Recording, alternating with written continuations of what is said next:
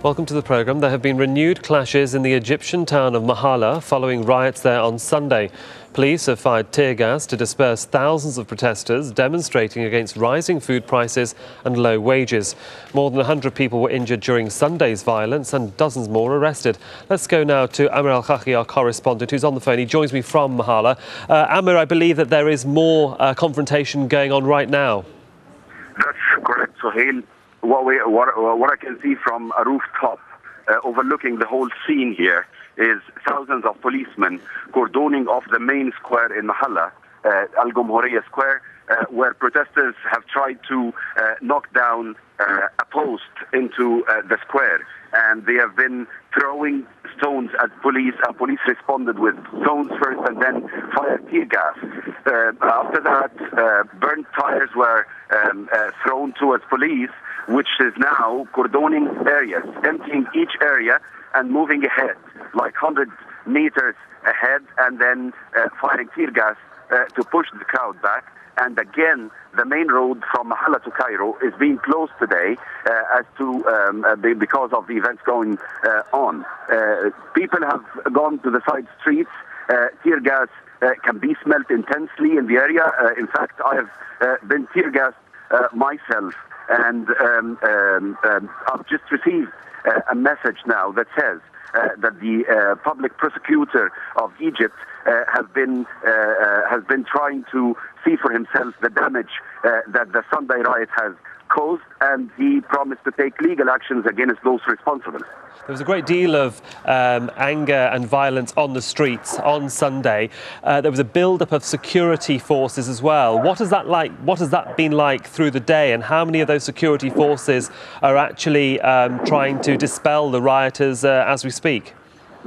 At least 100 soldiers, 100 policemen around each and every street corner in Mahala now, and I can say safely no less than 5,000 are stationed into the small town, which houses 1 million people here in this northern city in the center of the Delta, which is also the biggest industrial city all over Egypt, and the city that hosts the biggest textile company, the one whose workers were said to be holding a strike on Sunday, but the strike was aborted because some of the labor activists said the police has intimidated workers in order not to stage that strike. Of course, they were protesting the low wages and the high prices.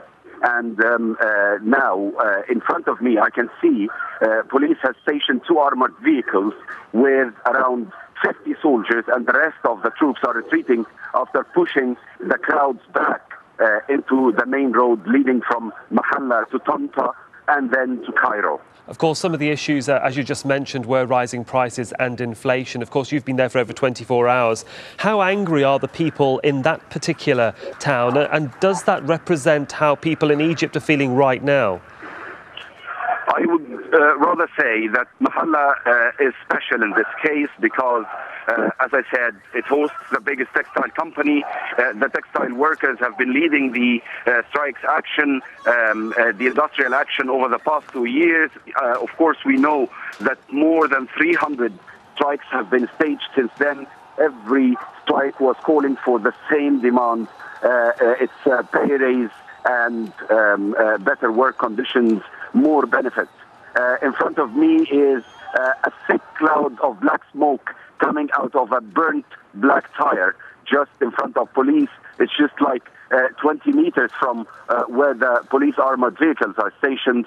And what I can see now are tens of people only into the main road leading from Mahala to Cairo, and the rest, I think, have retreated and left from this particular area. I'm not sure, and I can't verify if there are ongoing confrontations on the side streets, but what I can see in this main location where the protest and the violence has taken place on Sunday, it's being emptied minute after minute, and police is in control. Amir Al-Khaki, for the moment in Mahala. I know you'll keep us abreast of what's happening there in Egypt. Thank you. Wherever the Olympic torch goes, it appears it can't escape the protests. The last section of the Olympic torch relay in Paris has been called off following protests all along its path. Protesters earlier turned it into a chaotic stop-and-start procession. The flame has been extinguished 3 times so far, leading some to call it the flame of shame. 28 people have been taken into custody. Well, to discuss the day's events in the French capital, I'm joined by our correspondent, Tim Friend. Tim, we've got numbers of 28 arrests, this torch extinguished, put on a bus, lines of demonstrators. It's been a PR disaster for the Chinese and a PR coup for pro-Tibetan supporters. Yes, so not just a PR disaster, I mean a political disaster as well. Not only has it rained on their parade, it's now sleeting and snowing, as you can probably see.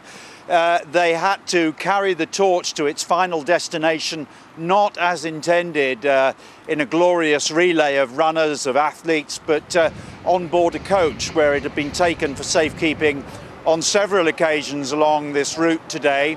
Lots of ceremonies en route were cancelled to try to make up time because at one point the whole procession fell 2 hours behind schedule.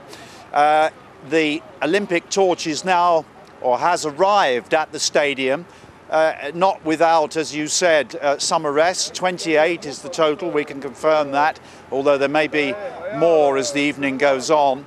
And it's all been a rather sorry affair. Of course, none of this will be shown on Chinese, or very little of it will be shown on Chinese state television because of censorship. The Chinese officials who were on board some of the accompanying vehicles, as I was down on the ground watching the demonstrations earlier, looked bewildered about what was happening. They obviously thought that perhaps London yesterday, where we saw similar scenes, was an aberration. But in France, if anything, the demonstrations have become more vociferous, on occasions more violent, and also mainstream politicians joining in. MPs shouting freedom for Tibet, and the French parliamentary session having to be interrupted or slightly suspended for a while they shouted that. And a reception at City Hall cancelled as well because of a human rights banner being unfurled there. So all in all, I think the Chinese will probably be hoping that they receive a better reception when they next take the torch to San Francisco. Tim, we know President Sarkozy's position on Tibet and certainly whether he will or will not attend the opening ceremony of the Olympics. But having seen what happened in London on Sunday, were the French prepared for this sort of demonstration, these sorts of scenes? Well, I think it took them by surprise. Someone told me, a police source told me earlier, he said, the amount of security we've got today is bigger, I think, than we had for President Bush's visit. Well, that may or may not be so, but if it was that extent, it failed because we've had people unfurling banners on the Eiffel Tower, or on Notre Dame, I heard earlier, and infiltrating this so-called security bubble where we had the elite of the French riot police protecting the athletes, and within that inner core we had the Chinese security men dressed in tracksuits also protecting the torch. But of course, even on the first leg, a member of the Green Party here in France lunged for the torch and tried to grab it. So the whole thing started badly and simply went from bad to worse. So if this security was widespread, it perhaps wasn't very effective.